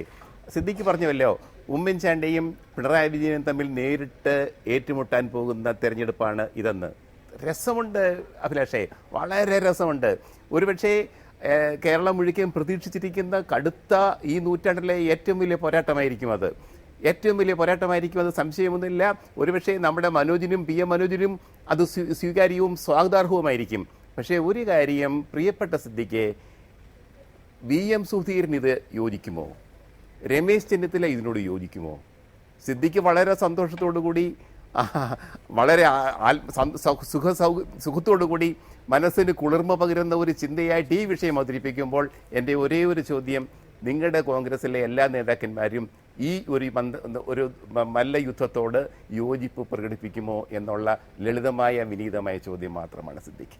അതിന് ശ്രീ ടി സിദ്ദിഖ് മറുപടി പറയും. അതിന് മുൻപ് ശ്രീ NM പിയേഴ്സൺ, ഇവിടെ ഈ പിണറായി വിജയൻ വേഴ്സസ് ഉമ്മൻചാണ്ടി എന്ന സമവാക്യമാണ് രൂപപ്പെടുന്നത് എങ്കിൽ കേരളത്തിൻ്റെ പൊതുസമൂഹം ചർച്ച ചെയ്യുന്ന ഒട്ടനവധി വിഷയങ്ങളുണ്ട്. നേതാക്കൾ മാത്രമല്ലല്ലോ, വിഷയങ്ങളാണ് ഏറ്റവും പ്രധാനം. നേതാക്കൾക്കും പ്രാധാന്യമുണ്ട്. താങ്കളുടെ സൈഡ് ഏതായിരിക്കും? അല്ല, നമുക്ക് വ്യക്തികളെ കേന്ദ്രീകരിച്ച് സംസാരിക്കാനായിട്ടുള്ള ഇടമുണ്ടാകുമ്പോൾ എനിക്ക് ഏതെങ്കിലും ഒരു വ്യക്തിയെ തിരഞ്ഞെടുക്കുക എന്ന് പറഞ്ഞാൽ എൻ്റെ വ്യക്തിപരമായിട്ടുള്ള തിരഞ്ഞെടുപ്പ് മാത്രമാണ്. ഒരുപക്ഷെ സമൂഹവും വ്യക്തിപരമായിട്ടുള്ള തിരഞ്ഞെടുപ്പ് തന്നെയായിരിക്കും നടത്തുന്നത്. എങ്കിലും ഞാനതിന് രാഷ്ട്രീയ പ്രാധാന്യമാണ് കൂടുതലായിട്ട് കൊടുക്കുക. അങ്ങനെ രാഷ്ട്രീയ പ്രാധാന്യം കൊടുക്കുന്ന സമയത്താണ് എനിക്ക് ഈ വ്യക്തികളിൽ ആരെയും ഒരാളെ തിരഞ്ഞെടുക്കേണ്ട ഒരു തീരുമാനത്തിലെത്തിച്ചേരാൻ കഴിയുള്ളൂ. കേരളത്തിലിപ്പോൾ ഉയർന്നു വരുന്ന, പൊതുവെ ഇന്ത്യയിൽ ഉയർന്നു വന്നിരിക്കുന്ന രാഷ്ട്രീയം അതിൽ വളരെ പ്രധാനപ്പെട്ടത് തന്നെയാണ്. ആ രാഷ്ട്രീയത്തിൽ വളരെ നിർണായകമായിട്ട് നിൽക്കുന്ന രണ്ട് വിഷയങ്ങളുണ്ട്. ഒന്ന്, കോർപ്പറേറ്റ് മൂലധനം എങ്ങനെയാണ് ഇന്ത്യയിലെ സാധാരണക്കാരായിട്ടുള്ള മനുഷ്യരുടെ ജീവിതത്തെ വലിയ തോതിൽ ഹൈജാക്ക് ചെയ്ത് കൊണ്ടുപോവുകയും അവരുടെ താല്പര്യങ്ങൾ സംരക്ഷിക്കുന്നതിന് വേണ്ടിയിട്ട് ഏതാണ്ട് എല്ലാം തന്നെ കീഴടക്കും വലിയ തരത്തിലുള്ളൊരു കോളനിവൽക്കരണത്തിൻ്റെ അവസ്ഥയിലേക്ക് ഇന്ത്യയും കേരളവും മാറിക്കൊണ്ടിരിക്കുന്ന ഒരു അന്തരീക്ഷത്തിനെതിരെ എങ്ങനെ നമുക്ക് നമ്മളുടെ കഴിവിനനുസരിച്ച് പ്രതികരിക്കാൻ അല്ലെങ്കിൽ പ്രക്ഷോഭം നടത്താനായിട്ട് കഴിയും എന്ന അന്വേഷണം, ആ അന്വേഷണത്തിൽ തീർച്ചയായിട്ടും ഞാൻ ഉമ്മൻചാണ്ടിയേക്കാൾ കൂടുതൽ സ്വീകരിക്കുന്നത് പിണറായി വിജയനായിരിക്കും. അത് രാഷ്ട്രീയം മാത്രമാണ്, അതാണ് ഏറ്റവും പ്രധാനപ്പെട്ടത്. രണ്ടാമത്തെ കാര്യം വർഗീയതയെ സംബന്ധിച്ചിടത്തോളം നിലപാട്. ആ വർഗീയതയുടെ നിലപാടിലും വ്യക്തമായിട്ടുള്ള നിലപാടെടുക്കാനായിട്ട് കഴിയുന്ന ഒരാൾ എന്ന നിലയ്ക്ക് ഉമ്മൻചാണ്ടിയേക്കാൾ എനിക്ക് സ്വീകാര്യമായിട്ട് വരുന്നത് പിണറായി വിജയനായിരിക്കും. ഇത് രണ്ടും രാഷ്ട്രീയമാണ്. വ്യക്തിപരമായിട്ട് ഞാൻ നേരത്തെ പറഞ്ഞിരുന്ന പ്രശ്നങ്ങളുണ്ട്.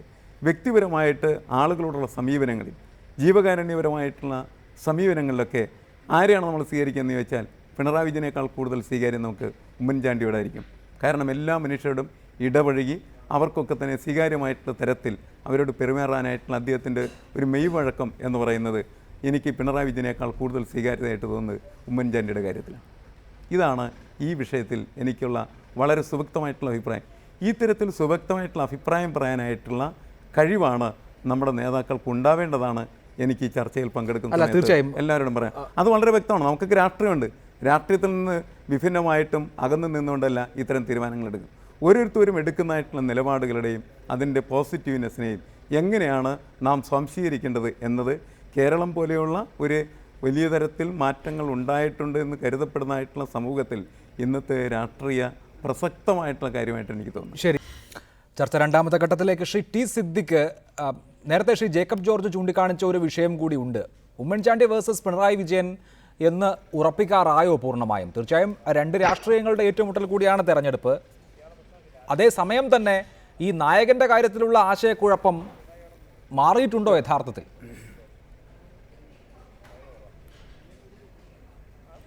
അല്ല, ഞാനത് കൃത്യമായ എൻ്റെ സംസാരം മുഴുവൻ കേൾക്കാതെയാണ് ജേക്കബ് ജോർജ് അത് പറഞ്ഞിട്ടുള്ളത്. ഞാൻ മനസ്സിലാക്കുന്നത് CPIM-ൽ പിണറായി വിജയൻ തീരുമാനിക്കപ്പെട്ടിട്ടില്ല. പക്ഷേ കൃത്യമായി കേരളത്തിലെ ജനങ്ങൾക്കും പാർട്ടിക്കും അറിയാം എന്ന രീതിയിൽ അവർ പോകുന്നു. കോൺഗ്രസിൽ മുഖ്യമന്ത്രി സ്ഥാനാർത്ഥിയെ ഞങ്ങൾ തീരുമാനിച്ചിട്ടില്ല. മുഖ്യമന്ത്രി ഉമ്മൻചാണ്ടി തന്നെ പറഞ്ഞിട്ടുള്ളത് കോൺഗ്രസ് പാർലമെൻ്ററി പാർട്ടിയാണ് മുഖ്യമന്ത്രിയെ തീരുമാനിക്കുക. ഞങ്ങളെ സംബന്ധിച്ച് വളരെ കൃത്യതയോടുകൂടി പറയാൻ ആഗ്രഹിക്കുന്നു.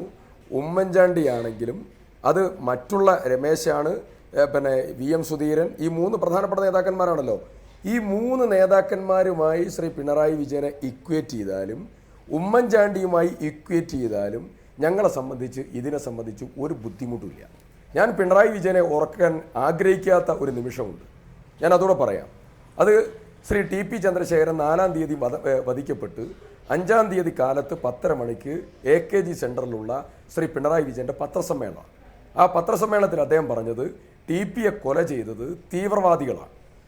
എവിടുന്നാണ് ഈ ഇൻഫർമേഷൻ? ഞാൻ അതാണ് പറയുന്നത്. കേരളത്തിൽ നടന്നിട്ടുള്ള സംഭവങ്ങളെ, ഇന്നലെകളിലെ കാര്യങ്ങളെ ജനത്തിന് ഒറ്റയടിക്ക് ഇതൊന്നും മറക്കാൻ സാധ്യമല്ല. നല്ല രീതിയിലാണ് പോകുന്നതെങ്കിൽ ജനം സ്വീകരിക്കും. അതല്ലാതെ ഒരു തെരഞ്ഞെടുപ്പിന് വേണ്ടി ഒരു പുതിയ മുഖം മൂടി ഇട്ടുകൊണ്ട് മുന്നോട്ട് വരികയാണെങ്കിൽ ഒരിക്കലും അത് സ്വീകരിക്കില്ല കേരളത്തിലെ ജനം. ഞങ്ങളെ സംബന്ധിച്ച് വളരെ കൃത്യമായി ഞാൻ പറയാൻ ആഗ്രഹിക്കുന്നു. ഞങ്ങൾക്കൊരു വികസനത്തിൻ്റെ വലിയ ട്രാക്ക് റെക്കോർഡുണ്ട്. പിണറായി വിജയൻ്റെ ജാഥ കണ്ണൂരിലെത്തുമ്പോൾ പിണറായിയുടെ തലയ്ക്ക് മുകളിലൂടെ വിമാനം അവിടെ റാഗി പറക്കും. പിണറായി വിജയൻ കൊച്ചിയിലെത്തുമ്പോൾ അദ്ദേഹത്തിന് മെട്രോയിൽ കയറി അദ്ദേഹത്തിന് വേണമെങ്കിൽ ജാഥ നടത്താം. അദ്ദേഹം ജാഥയുമായി കോവളത്തെത്തുമ്പോൾ അദ്ദേഹത്തിന് വിഴിഞ്ഞത്ത് വന്നുകൊണ്ട് ഈ അഴിമതി ആരോപണം ഉന്നയിച്ചതായ അവിടെ ഷിപ്പിൽ കയറിക്കൊണ്ട് അദ്ദേഹത്തിന് ജനങ്ങളെ വേണമെങ്കിൽ അഭിസംബോധന ചെയ്യാൻ സാധിക്കും. പിണറായി വിജയന് ബോധ്യം വരുന്ന ഒരു വികസനത്തിൻ്റെ ട്രാക്ക് റെക്കോർഡുമായാണ് കേരളത്തിൽ UDF പോകുന്നത്. ക്ഷേമ പദ്ധതികൾ നോക്കിയോ? നിങ്ങൾ ലോട്ടറി കച്ചവടം നടത്തിയല്ലോ കേരളത്തിൽ. ആർക്ക് വേണ്ടിയാ? മനോജ് ഒന്ന് പറയട്ടെ. സാന്റിയാഗോ മാർച്ചിന് വേണ്ടിയാണ് നിങ്ങൾ നടത്തിയത്. മനോജുള്ള ദേശാഭിമാനിക്ക് വേണ്ടി 2 കോടി നിങ്ങൾ വാങ്ങി. ഞങ്ങൾ മാർച്ചിനെ പിടിച്ച് പുറത്താക്കി, മാർച്ചിനെതിരെ കേസെടുത്തു. ഞങ്ങൾ 2 ലോട്ടറി കൊണ്ടുവന്നു. കാരുണ്യ പ്ലസ് 810 ആളുകൾക്ക് ഞങ്ങൾ കൊടുത്തത് എത്രയാണെന്നറിയാം മനോജേ? 1,11,111 ആളുകൾക്ക് ഞങ്ങൾ ലോട്ടറി വിറ്റ് കൊടുത്ത ധനസഹായം എത്രയെന്നറിയോ? 814 കോടിയാണ്. മുഖ്യമന്ത്രിയുടെ ദുരിതാശ്വാസ ഫണ്ട് 546 കോടിയാണ്. ഞങ്ങൾ 4.5 കൊല്ലം കൊണ്ട് പുതിയ 4 മെഡിക്കൽ കോളേജാണ്. ഞങ്ങൾ 1 രൂപയ്ക്ക് 25 കിലോ അരി അടക്കല്ല കൊടുത്തത്. ശരി, ക്ഷേമ ക്ഷേമ പദ്ധതികൾ പ്രവർത്തനങ്ങളാണ് ഞങ്ങൾ വിശദീകരിക്കുന്നത്. കേരളത്തിൽ ശ്രീ പി. എം. മനോജ്, അതിൽ കാര്യമുണ്ട്. ഇപ്പോൾ CPM പട്ടണ കോൺഗ്രസ് ചേർന്ന് കേരളത്തിന്റെ ഒരറ്റത്തു നിന്ന് മറ്റേ അറ്റത്തേക്ക് 6 മണിക്കൂർ വേഗത്തിൽ എത്താനുള്ള സംവിധാനങ്ങൾ ഉണ്ടാകണം എന്നും ഗുണപരമായ തൊഴിലന്തരീക്ഷം ഉണ്ടാകണം എന്നുമൊക്കെ പറയുമ്പോൾ തീർച്ചയായും അതൊരു തെരഞ്ഞെടുപ്പ് അജണ്ടയായി കൊണ്ടുവരിക കൂടിയാണല്ലോ. അതേസമയത്ത് ഉമ്മൻചാണ്ടിക്ക് ചൂണ്ടിക്കാണിക്കാൻ വിസിബിൾ ആയിട്ടുള്ള കുറേ കാര്യങ്ങളുണ്ട്. കണ്ണൂർ വിമാനത്താവളമുണ്ട്, എറണാകുളത്ത് മെട്രോ ഉണ്ട്, ഇവിടെ സ്മാർട്ട് സിറ്റി ഉണ്ട്, വിഴിഞ്ഞത്ത് എത്രയോ 2 പതിറ്റാണ്ടിന് ശേഷം ഒരു പദ്ധതിക്ക് തറക്കല്ലിട്ട് അത് നടക്കാൻ പോകുന്നു. ഇങ്ങനെ ചൂണ്ടിക്കാണിച്ചു കൊടുക്കാം, കാരണം ജനങ്ങളുടെ കൺമുന്നിലല്ലേ. അല്ല, ഈ സിദ്ദിഖ് ഇപ്പോൾ പറയുന്ന കാര്യങ്ങൾ പൊതുയോഗത്തിൽ പ്രസംഗിക്കാൻ കൊള്ളാം. ആ പൊതുയോഗത്തിന് ആൾ വരാത്തത് കൊണ്ട് റിപ്പോർട്ടർ ചാനലിലൂടെ കുറച്ച് ആൾ കേട്ടതിൽ സന്തോഷം. ഞാനൊന്ന് ചോദിക്കട്ടെ, കേരളത്തിലെ ആദ്യത്തെ IT സംരംഭം എന്താ? അത് തിരുവനന്തപുരത്ത് ടെക്നോ പാർക്കാണോ? ആരാ കൊണ്ടുവന്ന് ഉമ്മൻചാണ്ടി? അല്ലല്ലോ. ഈ സ്മാർട്ട് സിറ്റിയുടെ കാലം എത്ര കാലമായി നമ്മൾ കേൾക്കുന്നത്? സ്മാർട്ട് സിറ്റിയുടെ പേര് ഇപ്പോഴെന്താ അവിടെ? ആ ദുബായ് കമ്പനി ഇവർ അഴിമതി നടത്തി, കെട്ടിട നിർമ്മാണത്തിനടക്കം അഴിമതി നടത്തി ദുബായ് കമ്പനി ആരോപിക്കുന്ന അവസ്ഥയിലാണ്. തുടങ്ങിയോ സ്മാർട്ട് സിറ്റി? ഇവർ 4 മെഡിക്കൽ കോളേജ് കൊണ്ടുവന്നെന്ന് പറയുന്നു. ഈ മെഡിക്കൽ കോളേജായി പ്രഖ്യാപിച്ച തിരുവനന്തപുരത്ത് ജനറൽ ആശുപത്രി പ്രശ്നങ്ങൾ നടക്കുകയാണ്. അവിടെ ഒന്നും ചെയ്ത്. പിന്നെ കണ്ണൂർ വിമാനത്താവളം ആരാ കൊണ്ടുവന്നത്? ഉമ്മൻചാണ്ടിയാ? എന്താ സിദ്ദിഖ് ഇങ്ങനെ പറയുന്നത്? ഉമ്മൻചാണ്ടിയാണോ കണ്ണൂർ വിമാനത്താവളം കൊണ്ടുവന്നത്? അല്ലല്ലോ. എന്താ സംശയം? എന്നിട്ടോ ഇത്രയും കാലമായല്ലോ, എവിടെ നീങ്ങി? ആരാ തുളസീദാസിനെ നിയമിച്ചിരുന്നത്? ഉമ്മൻചാണ്ടിയാണോ? അല്ലല്ലോ. ആരാണ് CM ഇബ്രാഹിം മന്ത്രിയായിരുന്നപ്പോൾ ആരാണ് ആ കേന്ദ്രമന്ത്രിയായിരുന്ന അദ്ദേഹവുമായി ചർച്ച നടത്തി കണ്ണൂർ വിമാനത്താവളത്തിൻ്റെ പ്രാരംഭ പ്രവർത്തനങ്ങൾ നടത്തിയത്? ഉമ്മൻചാണ്ടിയാണോ?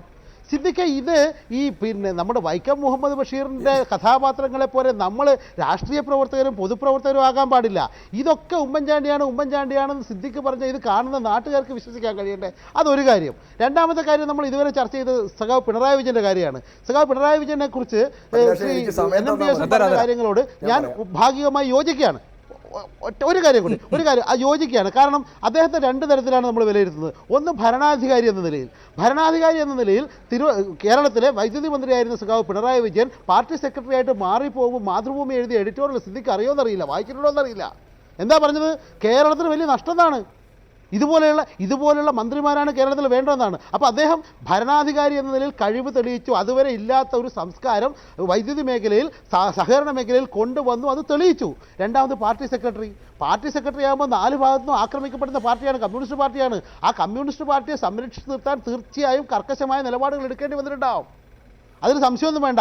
അല്ലാതെ ഈ കോൺഗ്രസിൻ്റെ സിദ്ദിഖിൻ്റെ എല്ലാം ഈ വർത്തമാനത്തിന് മുമ്പിൽ പാവം പറഞ്ഞിരിക്കുകയാണോ ഒരു പാർട്ടി സെക്രട്ടറിയുടെ ജോലി? അല്ലല്ലോ. അതുകൊണ്ട് തന്നെ പാർട്ടി നേതാവ് എന്ന നിലയിൽ സഖാവ് പിണറായി വിജയൻ കൃത്യമായ കർക്കശമായ നിലപാടെടുത്തിട്ടുണ്ട്. പക്ഷേ ഭരണാധികാരി എന്ന നിലയിൽ കേരളത്തിലെ ജനങ്ങളാകെ അദ്ദേഹത്തെ അംഗീകരിച്ചിട്ടുണ്ട്. ഞാൻ പിണറായി വിജയനെ ബ്രാൻഡ് ചെയ്യാനൊന്നുമല്ല പറയുന്നത്. ഇതൊക്കെ യാഥാർത്ഥ്യങ്ങളാണ്. ഈ യാഥാർത്ഥ്യങ്ങൾ മറന്നുകൊണ്ട് മൈതാന പ്രസംഗം നടത്തിക്കൊണ്ട് വല്ല. അതാണ് ശ്രീ പി. എം. മനോജിന്റെ ചോദ്യം. ശ്രീ ടി. സിദ്ദിഖ്, താങ്കൾക്ക് എന്തോ പറയാനുണ്ടായിരുന്നു?